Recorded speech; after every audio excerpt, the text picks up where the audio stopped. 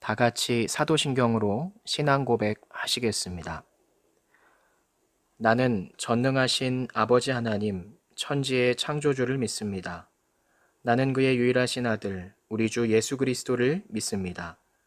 그는 성령으로 잉태되어 동정녀 마리아에게서 나시고 본디오 빌라도에게 고난을 받아 십자가에 못 박혀 죽으시고 장사된 지 사흘 만에 죽은 자 가운데서 다시 살아나셨으며 하늘에 오르시어 전능하신 아버지 하나님 우편에 앉아 계시다가 거기로부터 살아있는 자와 죽은 자를 심판하러 오십니다.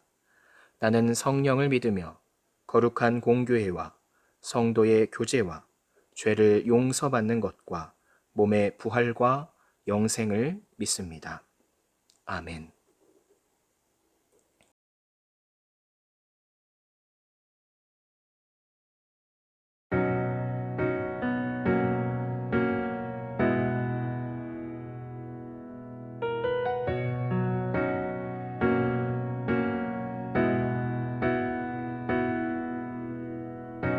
하늘보다 높으신 주 사랑, 바다보다 넓으신 주 사랑, 나를 향한 크고 높으신 사랑, 헛되고 헛된 그 모든 것 내게서 멀리 거두셨네.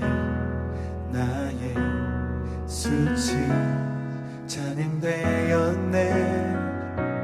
하늘보다 높으신 주 사랑, 바다보다 넓으신 주 사랑, 나를 향한 크고 높으신 사랑, 헛되고 헛된 그 모든 것 내게서 멀리 거두셨네.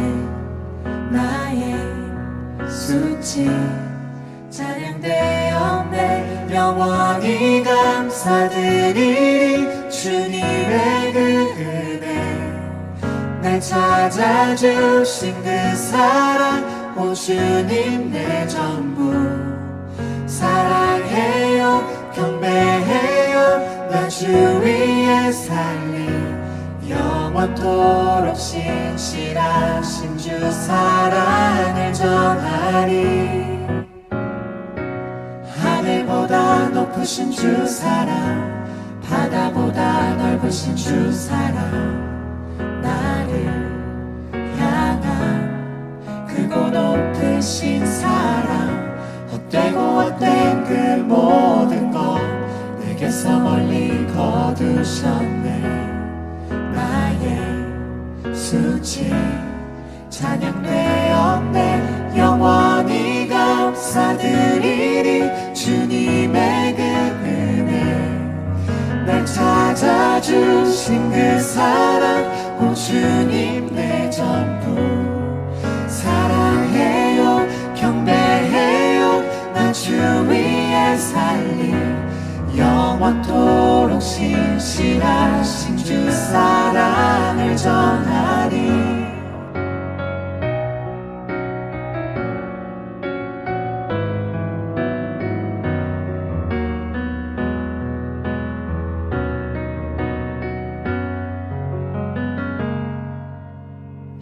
하나님께서 세상을 사랑하사 독생자를 주셨으니 믿는 자는 영생을 얻으리. 하나님께서 세상을 사랑하사 독생자를 주셨으니 믿는 자는 영생을 얻으리. 하나님께서 세상을 사랑하사 독생자를 주셨으니 믿는 자는 영생을 얻으리. 하나님께서 세상을 사랑하사 독생자를 주셨으니 믿는 자는 영생을 얻으리. 난 믿네, 난 믿네, 난 믿네. 다시 사신 독생자 난 믿네, 난 믿네.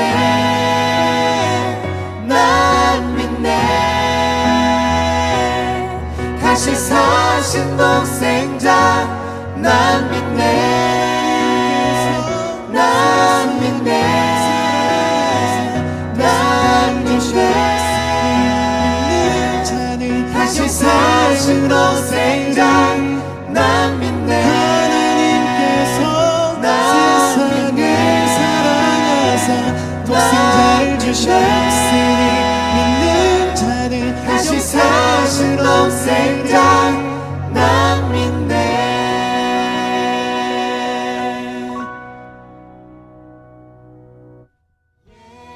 예배하리 영과 진리로 찬양하리 주님은 영이시.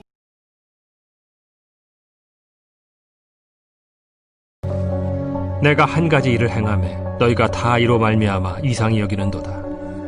모세가 너희에게 할례를 행했으니 그러나 할례는 모세에게서 난 것이 아니오 조상들에게서 난 것이라.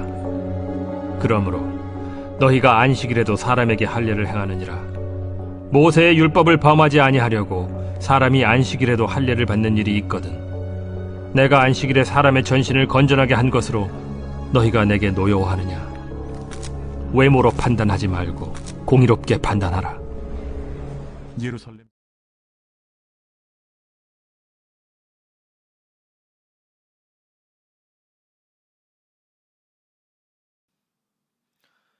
네, 오늘은 우리가 요한복음 7장 10절에서 24절까지의 말씀을 가지고 함께 말씀을 나누려고 합니다. 말씀에 앞서서 우리가 이제 비대면 예배가 아마 12월 마지막 주 주일까지 이어질 텐데 그때까지 꾸준히 올려드리는 큐티 그리고 이 설교 그리고 예배 영상을 꼭 빠짐없이 함께 참여해서 우리가 그 끈을 놓지 않는 우리 중고청이 됐으면 좋겠습니다. 우리가 비록 지금 모이지 못하지만 끊임없이 함께하는 그 프로그램들 영상들을 통해서 그래도 하나됨을 유지하는 그런 시간들을 가졌으면 좋겠어요.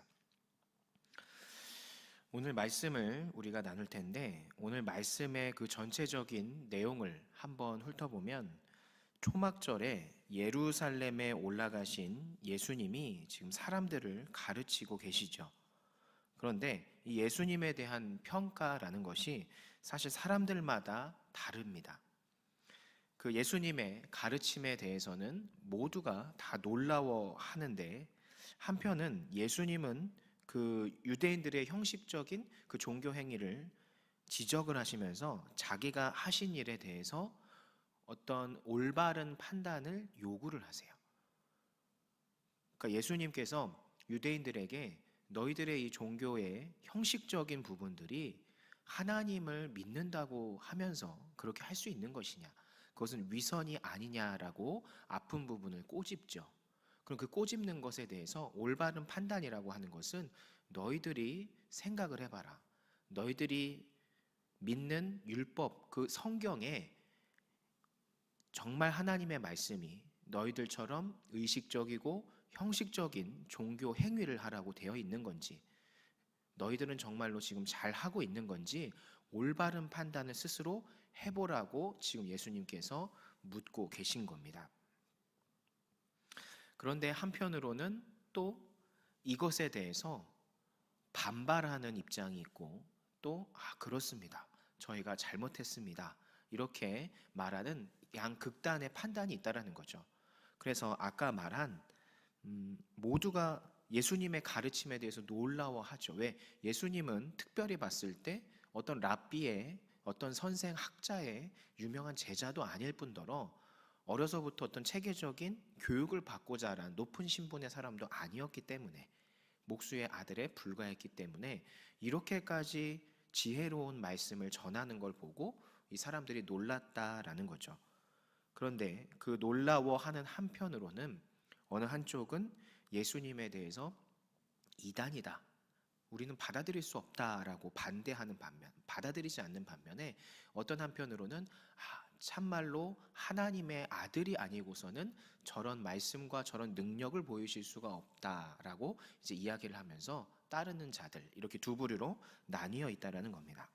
근데 분명한 것은 예수님은 언제나 수동적, 그러니까는 어떠한 써 있다고 해서 그대로만 실천하고 아무 의미 없이 진정성 없이 하는 그런 신앙 생활보다는 진짜로 진중하게 생각해보고, 내가 하나님의 말씀을 이렇게 들었는데 이 말씀에 대해서 나는 어떤 삶을 살고 있는 건가, 나는 제대로 된 신앙생활을 하고 있는 건가 라고 하는 진중한 물음을 가지고 능동적인 신앙생활을 하는 사람들을 더 찾으신다는 사실을 우리가 이 내용들을 통해서 알 수 있는 거죠. 그래서 오늘 말씀을 우리가 나누면서 예수님께서 오늘 우리에게 나의 신앙은 어떠한지, 어떻게 깨닫게 하시는지를 잘 생각해 보시고 내 신앙이 개선되기 위해서는 무엇을 해야 할지를 한번 스스로 생각해 보는 시간이 됐으면 좋겠어요. 그래서 하나하나 살펴보면 10절에 보면 은밀히 가시니라 라고 이야기를 하죠. 그러니까 이 절의 말씀은 그 표면적으로 보면 8절의 말씀과 모순이 되는 것처럼 보여요. 왜냐하면 예수님이 형제들에게 8절에 뭐라고 하셨냐면 명절에 올라가지 않겠다라고 선언을 하셨거든요. 그런데 이 명절에 아직 올라가지 아니하노라라고 하는 이 8절의 말씀은 지금은 혹은 아직은 올라가지 않겠다라는 의미로 원문에는 해석을 할 수 있습니다. 현재형 동사가 쓰였기 때문에 그 당시 그 순간에는 내가 가지 않겠다라고 한 것이지 앞으로 영원히 가지 않겠다라고 말씀하신 것은 아니라는 거예요. 즉 예수님은 형제들이 말하는 때, 너희들이 예측하는 그 때에 내가 올라가지 않겠다라고 거절하신 것이지 이후에 안 가겠다고 하신 게 아니라는 거죠. 그래서 이후에 예루살렘으로 가신 겁니다. 다시 말해서 세상이 요구하는, 세상의 사람들이 기대하는 대로 그 모습대로 하는 것이 아니라 하나님의 뜻을 따라서, 하나님의 뜻을 이루시기에 적절한 때를 따라서 예수님께서 움직이셨다라는 것을 우리가 알 수 있죠. 그러니까 중요한 것은 사람들의 인기, 요즘 세태의 트렌드, 아니면 사람들이 나를 어떻게 볼까가 중요한 게 아니라 하나님이 지금 나에게 뭘 하라고 하시는가, 하나님이 언제 나에게 하라고 하시는가를 우리가 묻는 진중한 태도가 필요하다는 거죠. 하나님만을 바라보고 하나님의 기준에 따라서 우리가 우리의 삶을 움직일 수 있는 그런 지혜로운 신앙을 가져야 한다는 것을 보여주는 겁니다. 근데 때로 살다 보면 우리가 같이 공동체 생활을 하기 때문에 어쩔 수 없이 그들과 함께 움직여야 될 때가 있어요. 그런데 우리가 그 박자에 맞춰줄 수는 있지만 단 한 가지, 우리가 하나님을 예배하고 우리의 신앙을 지키는 일에 있어서만큼은 우리가 타협을 하면 안 된다는 거죠. 우리가 하나님의 신앙을 지키면서 할 수 있는 것들은 최대한 해주겠지만 우리의 신앙을 위협하고 하나님을 예배하는 시간을 빼게 하는 그런 것들에서 우리가 최대한 타협을 하면 안 된다라는 것을 보여주는 거죠. 왜? 우리는 세상을 무서워하는 것이 아니라 하나님의 눈을, 하나님의 말씀을 우리가 무서워해야 하는 것이기 때문이죠. 11절에서 13절을 보면 예수에 대하여 무리 중에서 수군거림이 많아라고 이야기합니다. 그러니까 예수님은 늘 사람들의 관심 대상이었어요. 그 갈릴리 지방에 떠들썩하게 예수님에 대한 이야기가 퍼져 있었던 거죠. 그래서 어딜 가든지 예수님은 늘 사람들의 관심의 대상이었습니다. 오늘은 어떤 말씀을 할까? 오늘은 어떤 기적을 일으키실까? 라고 하는 그런 질문, 의문들과 함께, 궁금증과 함께 늘 사람들이 구름처럼 따라다녔다는 거죠. 그러니까 유대인들이 명절에 예수님부터 찾았던 것을 보면 우리가 알 수 있는 겁니다. 명절, 가장 중요한 때 모든 민족이 한자리에 모이는 이때에 예수님을 찾았다는 것은 그만큼 한 해의 가장 중요한 이슈로 예수님을 꼽았다라는 것을 우리가 알 수 있는 거죠. 그래서 그 당시 예수님에 대한 그 인지도라든지 어떤 이슈 이런 게 어느 정도였는지 우리가 가늠해 볼 수 있는 부분입니다. 그런데 정작 예수님에 대한 그들의 판단은 다 제각각이었어요. 게다가 예수님을 좋은 사람으로 생각한 그 사람들조차도 사실은 그 예수님을 반대해서 그들을 위협하는 사람들을 두려워해서 전면에 나서지 않는 모습들을 볼 수가 있죠. 즉 예수님이 등장을 하시면 예수님을 마음속으로는 흠모하고 그분을 따르고 싶어 하는데 예수님을 눈에 불을 켜고 죽이려고 하는 그 종교 지도자들의 눈밖에 나면 자신들의 삶이 피곤해질 것을 알기 때문에 그들은 숨죽여서 표현을 하지 않고 있었던 그 모습도 우리가 유추를 해볼 수 있습니다. 그러니까 사람들의 평가나 행동이라고 하는 것이 사실 우리가 믿을 것이 아니라는 것을 우리가 알 수 있죠.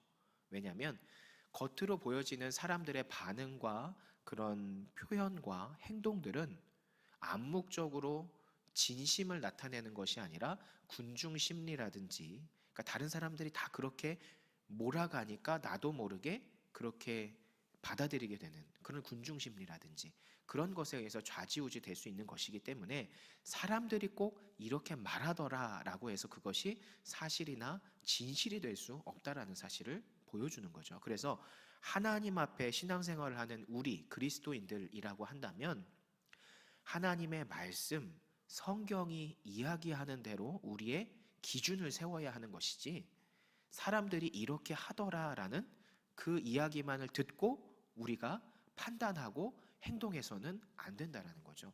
그것은 우리가 참고할 수 있는 것이지만 결정적인 순간에 우리의 행동, 그것을 결정하는 것은 하나님의 말씀이 나에게 무엇이라고 하시는지를 우리가 듣고 그대로 따라야 한다는 것을 이야기하는 겁니다. 그래서 여러분도 지금 곰곰이 한번 생각해 보시기 바라요.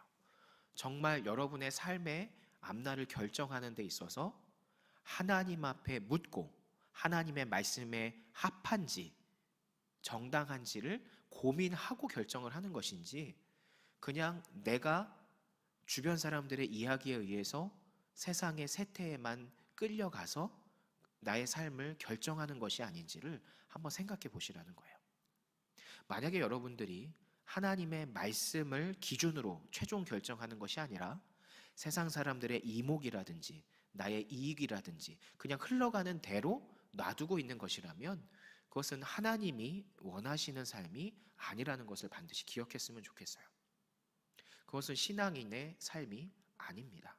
지금은 아무 일이 없으니까 우리가 그냥 뭐 이렇게 살아도 되는 거잖아 이렇게 이야기할 수 있지만 결국에 저 천국 앞에 문 앞에 갔을 때 하나님이 무엇이라고 이야기하실지를 우리가 곰곰이 생각해 본다면 과연 나에게 너는 참 믿음의 삶을 살았구나 라고 이야기하실까? 여러분 스스로 한번 질문을 해봤으면 좋겠어요.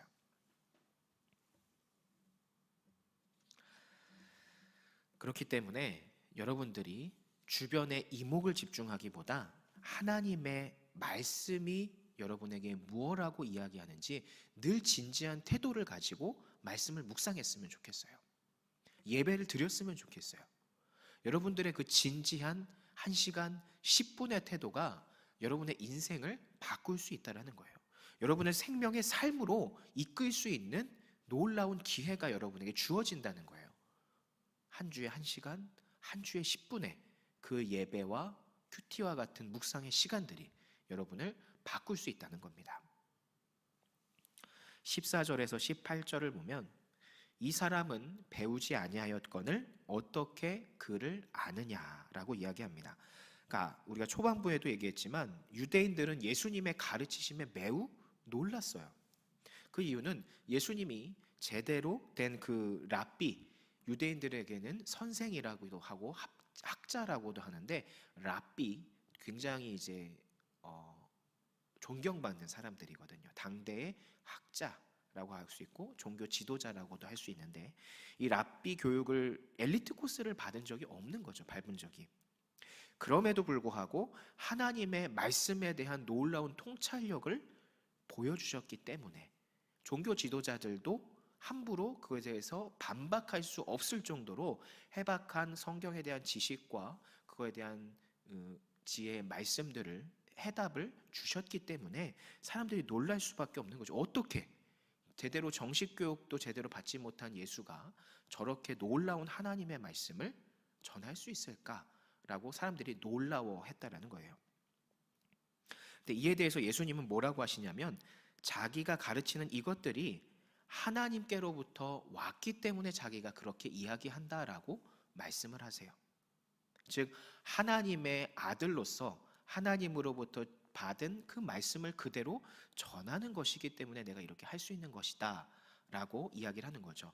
한편으로는 하나님의 아들 예수 그리스도라는 신성을 보여주기도 하면서 한편으로는 내가 뛰어나서 그렇다라는 것이 아니라 하나님 아버지께서 내게 알려주시기 때문에 내가 이렇게 말한다라고 하는 겸손함의 모습도 보여주시는 겁니다.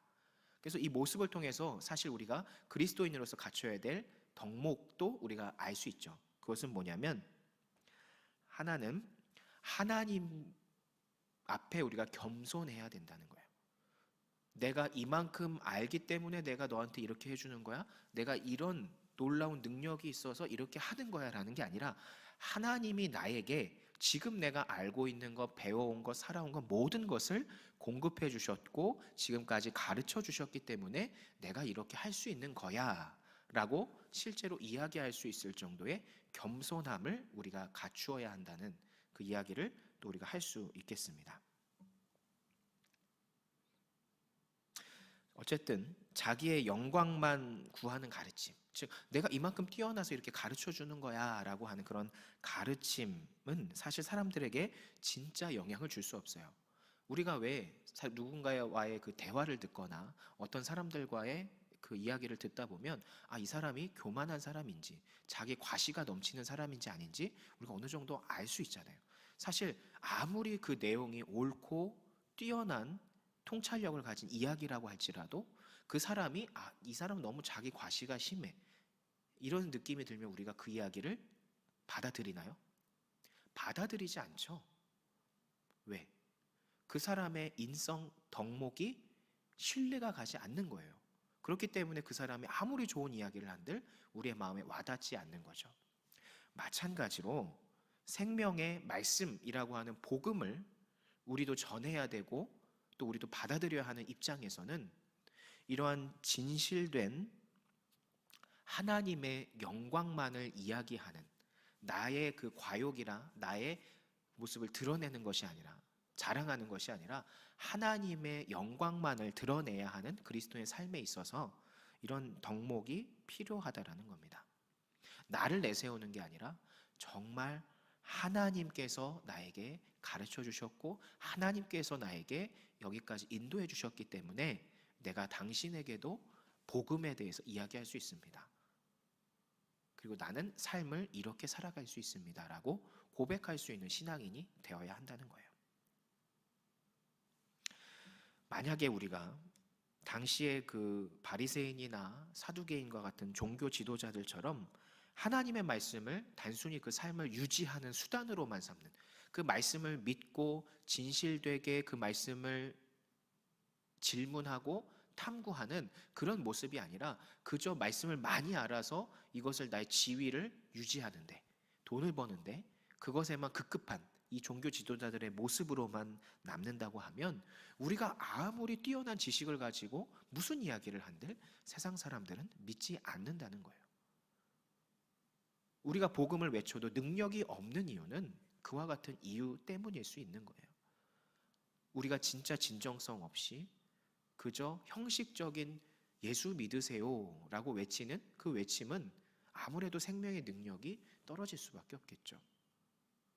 그래서 우리가 진짜 하나님의 말씀을 정말 사모해서 사랑해서 진실되게 탐구하고 진심 어린 마음으로 겸손한 마음으로 그 예수 믿으세요라고 외치고 나의 이야기를 한다면 그 누가 관심을 안 갖겠습니까? 그렇기 때문에 하나님 앞에서는 우리가 겸손해야 한다는 사실을 반드시 기억했으면 좋겠어요. 그리고 마지막 21절에서 24절의 말씀을 보면 외모로 판단하지 말고 공의롭게 판단하라. 오늘 말씀의 종합이에요. 안식일에 아무 일도 하면 안 된다고 유대인들은 그렇게 법을 정해놨다고 하죠. 그런데 자기 스스로가 그렇게 법을 정해놨음에도 불구하고 유대인들은 율법 준수를 이유로 할례라는 행위를 안식일에 합니다. 모순이죠. 아무것도 해서는 안 된다라고, 일을 해서는 안 된다고 하는데 할례라는 행위는 꼭 안식일에 하는 거예요. 모순이죠.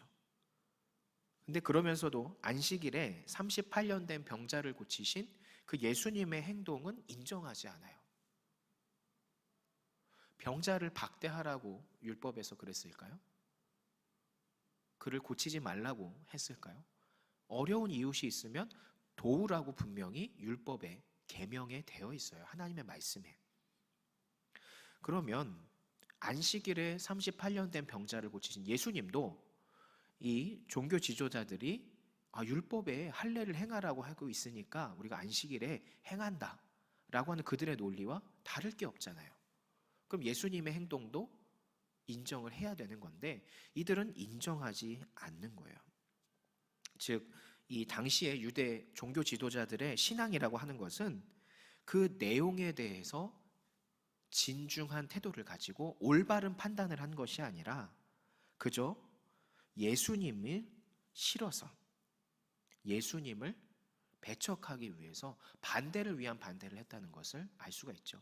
그러니까 진짜로 올바른 판단을 하기 위해서는 하나님의 말씀을 정말 진중한 태도를 가지고 묻고 하나님께 응답을 받는 이 과정들이 있어야 되는데 이거 없이 그냥 머리로만 해석하고 머리로만 풀이를 한 거예요. 그렇기 때문에 이 종교 지도자들과 같은 형식적인 종교가 만들어지게 된 겁니다. 인간은 사실 자기 모순에 빠지기 가장 쉬운 존재예요. 왜? 내로남불이라고 하죠. 너는 안 되는데 나는 돼 라고 하는 것들이 너무 많아요. 근데 그런 내로남불이 왜 생기죠? 올바른 판단을 하지 못하기 때문에 그래요. 그러니까 자기가 하는 것은 그냥 다 옳은 것이고 남이 하는 것은 나와 똑같은 것을 함에도 옳지 않다. 올바른 판단이 아니잖아요. 근데 그 기준은 있어요. 근데 그 기준이 엉망진창이에요. 왜? 올바른 판단을 하지 못했기 때문에. 올바른 판단은 뭐예요? 그 기준이 되는 어떤 지침이라든지 법전 같은 것을 자의적으로만 해석하는 것이지 진짜 이것이 어떤 의도를 가지고 이렇게 만들어졌는지 진심 어린 탐구를 하지 않았기 때문에 그런 겁니다. 그러므로 우리가 삶을 살면서도 하나님이 나에게 어떻게 이야기하실까? 하나님이 이 말씀을 이렇게 이야기하신 이유가 뭘까? 라고 하는 것에 대해서 그냥 이렇게 쓰여 있으니까 이렇게 하는 게 맞겠지? 이렇게 끝나면 우리도 이와 같은 모습을 보일 수 있다는 거예요. 그럼 어떻게 해야 되느냐? 하나님의 말씀이라고 하는 것은 그저 쓰여 있는 것에서만 끝나는 것이 아니라 내가 이 말씀을 몇 번이고 읽고 또 읽으면서 기도해서 하나님이 이 말씀의 진짜 뜻을 무엇이라고 말씀하시는지를 깨달아서 그것을 적용해야 하는 것이지 이와 같은 생각을 갖고 있어야 이와 같은 신앙생활을 해야 하나님의 말씀을 올바로 판단하고 그 말씀대로 살아갈 수 있다는 거예요. 그래서 최근 몇 주간 예배의 중요성에 대해서 전도사님이 이야기를 했죠. 예배를 드려야 생명 되신 예수님을 만나고 그 말씀을 통해서 하나님이 우리에게 무엇을 말씀하시는지를 깨달을 수 있다. 그래서 예수님과 동행하는 삶을 살 수 있다고 말씀드렸잖아요. 그런데 거기에 더해서 하나님의 말씀을 우리가 깨닫게 되는 그 과정 가운데는 우리의 정말 진중한 태도가 필요한 거예요. 진짜로 우리가 진중한 태도, 그것에 대해서 이 말씀이 어떤 말씀일까? 이런 시간을 가지고 묵상하고 하나님 앞에 이 말씀이 어떤 뜻일까요? 저에게 뭐라고 말씀하시는 걸까요? 라고 하는 이 말씀에 대해서 하나님과 소통하는 과정이 있어야 우리가 우리의 삶에 놓여진 길을 선택할 때 올바른 판단, 즉 하나님이 인도하기 원하시는 그 길을 우리가 걸어갈 수 있다는 거예요. 그 올바른 판단을 통해서. 그러므로 우리 중고청 여러분들은 여러분들 스스로 자의적인 판단으로 하나님의 말씀을 해석하지 않았으면 좋겠어요. 하나님의 말씀은 예수님이 이야기하신 것처럼 하나님이 말씀을 해주셔야, 즉 하나님이 깨닫게 해주셔야 내 삶에 어떻게 적용할 수 있는지를 우리가 판단할 수 있는 거예요. 그럼 우리가 누구한테 매달려야 합니까? 하나님께 매달려야 되는 거예요. 그 매달리는 것은 무엇을 통해서? 예배를 통해서, 기도, 말씀의 묵상을 통해서 이루어지는 거예요. 그렇기 때문에 큐티 그리고 이 예배, 이것을 여러분들이 정말 생명을 얻는다, 나의 삶의 길을 올바로 결정하게 될 그 클루, 그 증거들을, 그 실마리를 얻게 되는 곳이다 라고 하는 그 믿음을 가지고 여러분들이 예배 시간에 임했으면 좋겠어요. 여러분들 눈에 보이고 세상 사람들이 이야기하는 것에 너무 휘둘리지 않았으면 좋겠어요. 아마 여러분들은 살아가면서 전도사님의 이 말을 점점 불신하게 될 수도 있어요. 이 영상을 보고 있는 친구들도 불신하고 있을 수 있어요. 왜? 세상이 그렇게 이야기하거든요. 그거는 말도 안 돼. 그거는 이 시대에 맞지 않는 이야기야 라고 이야기하거든요. 근데 성경을 여러분들이 한 번이라도 처음부터 끝까지 보셨어요? 보고 얘기해 보자고요. 만약에 여러분들이 성경을 처음부터 끝까지 보면 지금 이 세태와 같은 모습이 성경에도 그대로 있었다는 것을 여러분 알 겁니다. 이 시대하고는 맞지 않아, 이 트렌드하고는 맞지 않아 라고 해서 하나님의 말씀을 멀리하고 자기들 멋대로 하나님의 말씀을 해석해서 갖고 왔던 결과가 무엇이냐? 멸망이었어요. 여러분도 이 사실을 기억하시고 지금이라도 하나님의 말씀, 예배에 대한 태도를 바꿨으면 좋겠어요. 정말 내 삶의 실마리를 주는 그것이라고 여러분들이 믿고 그런 진중한 태도를 가지고 말씀을 대하는 그런 우리 중고촌 여러분들이 됐으면 좋겠습니다.